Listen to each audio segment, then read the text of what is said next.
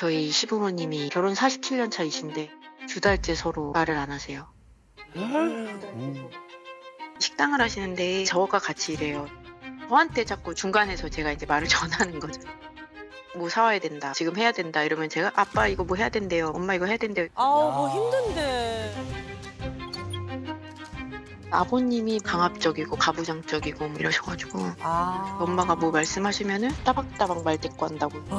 남자는 원래 그래, 네가 그래서 그런 거지. 자기 울면 집안이 망한다고. 저는 그때 충격적이었는데 남자가 바람도 필 수 있지. 어허. 내가 무슨 문제야, 난 문제가 없어, 뭐 이런 식이니까. 지금은 이제 참다가 못 참아서 그러시는 건지 말씀을 안 하시더라고요. 우와. 자, 일단 우리 2호선 상담소에 이 사연을 신청해 주신 분이 며느리예요. 네. 며느리가 시부모님 두 분의 이야기를 위해서 이제 함께 하셨는데 네. 제가 어머님 식당에서 제가 그냥 점심시간에 그러니까 바쁘실 시간만 도와드리는 거예요. 네네. 근데 이제 어머님보다 이제 아버님 두 분이서 하시는 건데 아버님이 연세가 좀 많으시다 보니까 그리고 좀 조금 느리시다 보니까 이제 매일 이제 뵙는 거죠. 네. 예, 근데 이제 문제는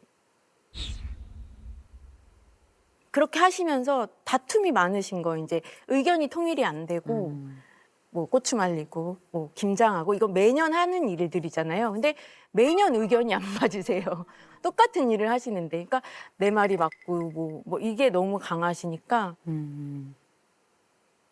작년 말쯤이 아무렇지도 않게 하시지만 둘이 이게 두 분을 뵈니까 말씀을 안 하시는 거예요, 두 분이. 그래서 이건 무슨 분위기지? 이제 막 그랬었는데. 내일 되면 또 괜찮아지겠지. 뭐 내일 되면 또 말씀하시겠지 했는데 안 하시는 거예요, 계속. 그래서 지금 거의 2달이 넘었어요. 예. 2달을. 예. 며느리가 볼 때는 이렇게 한 번도 없었던 2달 기간의 대치, 이게 이번엔 왜 발생한 거라고 보세요? 아버님의 그 남자는 뭐 거의 하늘이다. 이런 식의, 그러니까 강하셔가지고 어디 대들어. 뭐 이런 말씀 있잖아요. 가부장적인. 예. 아버님께서도 아마 하실 말씀이 있으실 거라고 봅니다. 그래서 혹시 아버님 오셨나요? 아, 네. 아버님 또 용기 내서 나오셨네. 예.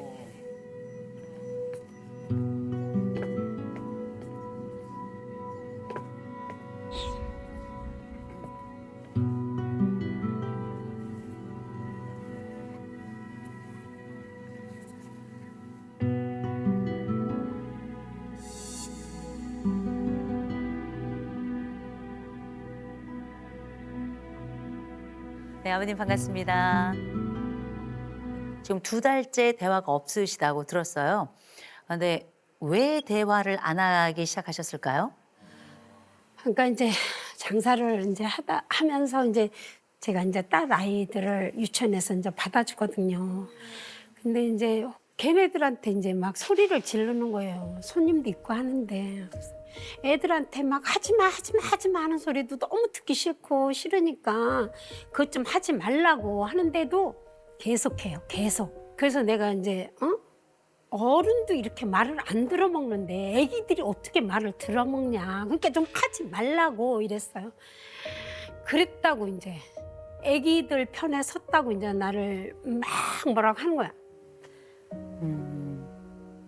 그래서 안 되겠구나. 말하면 이제 그전에는 아무리 내가 화가 나고 아무리 속상하고 그래도 이제 장사를 하다 보면 또 얘기를 해야 되잖아요. 내가 이제 돌리는 거야, 자꾸.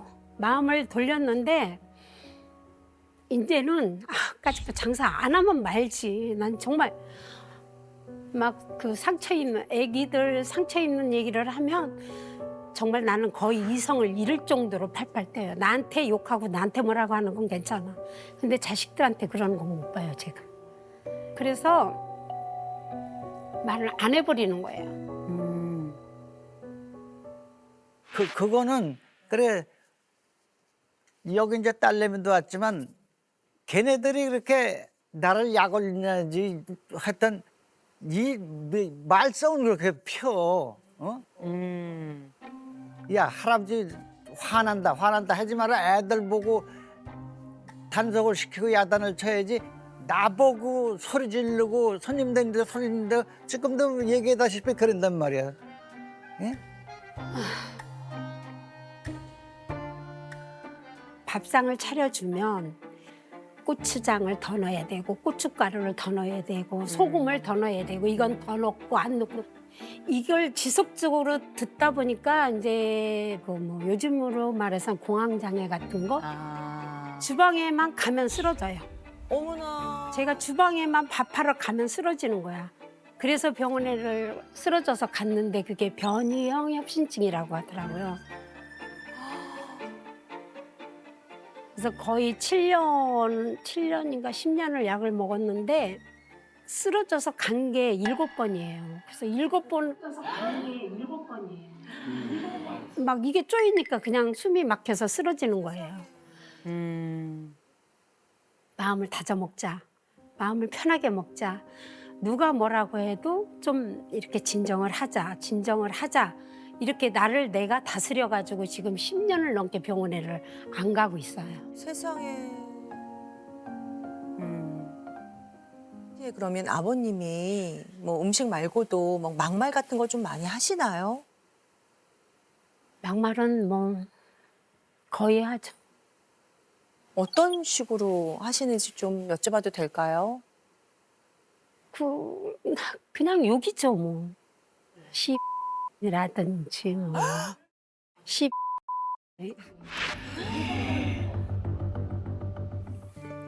밥도 안 챙겨주지. 아, 밥도 안 챙겨주고, 네. 아.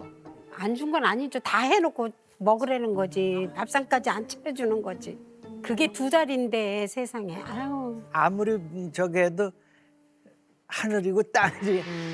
아, 하늘보다- 하늘이고 땅이다. 어, 땅이 매일까 매겨가면서 시켜야지. 어?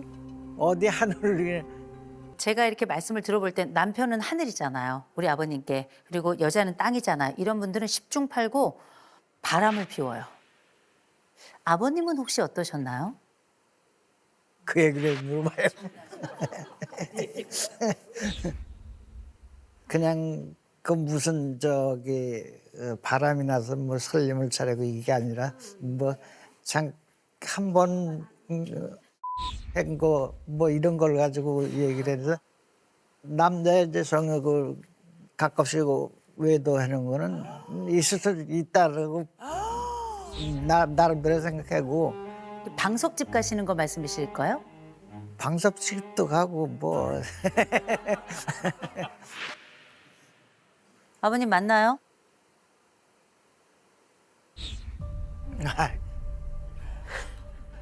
100번도 넘어요. 외도가 100번도 넘게 있었다고. 아,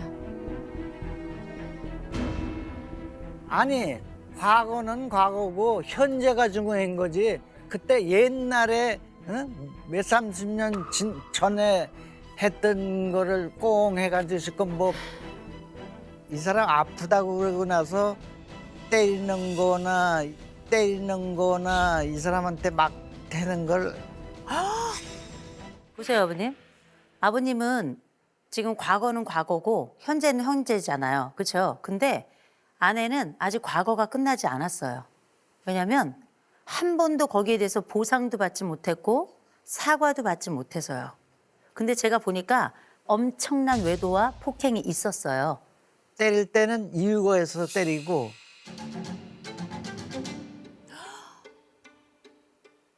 누가 나타나 뻗어 주먹이 겁다고.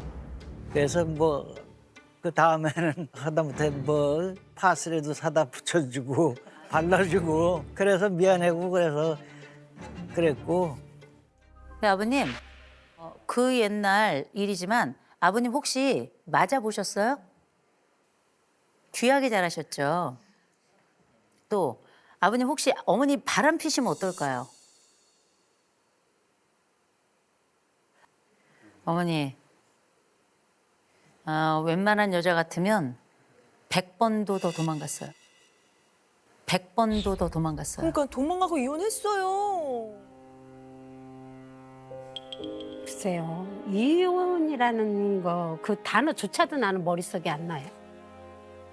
나는 처음에 첫 아기 낳고 둘째 임신했을 때 바람 핀 거를 직접 목격을 했어요. 임신해서 둘째 임신했을 때. 목격을 하셨다고요? 예. 가서 목격을 했는데 나가려고 이제 보따리를 쌌는데 근데 이제 기차 첫 시간이 5시야. 근데 내가 1시에 역전회를 간 거예요. 근데 우리 큰애가 그때 이제 3살 된 거죠. 근데 이제 얘 때문에 이렇게 2번을 왔다 갔다 했어요. 막 애를 놓고 나가려니까 죽겠는 거야. 그래서 이제 기차 시간 가는 동안에 이제 3번을 왔다 갔다 하는데 3번째 나오려고 하는데 우리 애기가 팔을 자꾸 울어요. 아이고. 그래서 그때 난 결심을 했죠. 절대로 엄마는 나가지 않아. 나 스스로 다짐을 하고 이때까지 한 번도 집 밖에 나간 적 없어요. 한 번도.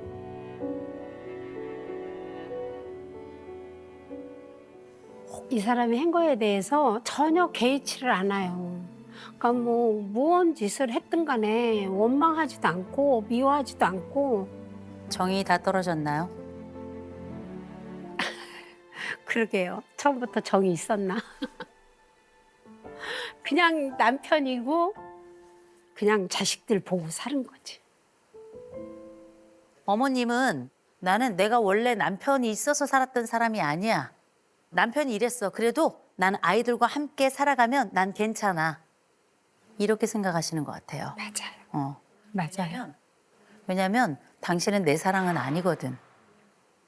내게 그렇게 상처를 입히고 나를 사람 아닌 것으로 대하고 내가 그 어색한 팔짱을 끼라고 갑자기 얘기했을 때 그걸 받아들이지 않은 것에 대해서 그 모든 사람들이 쳐다보는 가운데 짓밟혔던 기억은 아마 누구라도 잊혀지지 않을 거예요. 단 한 번의 사건이라도.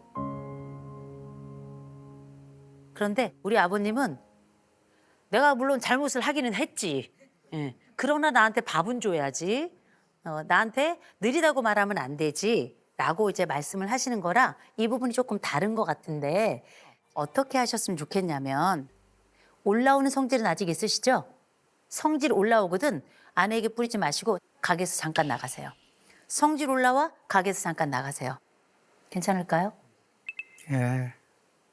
두 분은 꼭 화해를 하지 않더라도 서로의 건강과 생존을 위해서 공간은 분리하셨으면 좋겠어요. 서로의 일에 관여하시면 안 돼요. 두 분은. 특히 아버님은 부엌에 들어가시면 안 돼요. 전 두 분이 화해하실 필요 없어요. 그러나 화해는 하지 않지만 미안한 건 미안하다 그렇게 얘기해야 될 것 같아요. 아버님 진짜 그 옛날 잘못했던 거 좀 커요. 이 부분에 대해서 아내에게 혹시 사과해 주실 수 있을까요? 미안해, 잘못했네. 아버님 네. 사과를 할 때는 무엇이 미안한지를 이렇게 내용을 넣으셔서 해주시면 더 좋을 것 같아요. 네.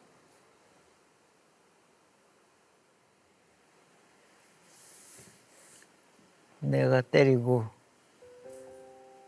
외도하고 그런 거 다 미안하게 생각하고 사과할게. 잊어버려. 아버님 잊어버리지 못해요. 아버님. 평생 그냥 잊어버리지 못해요.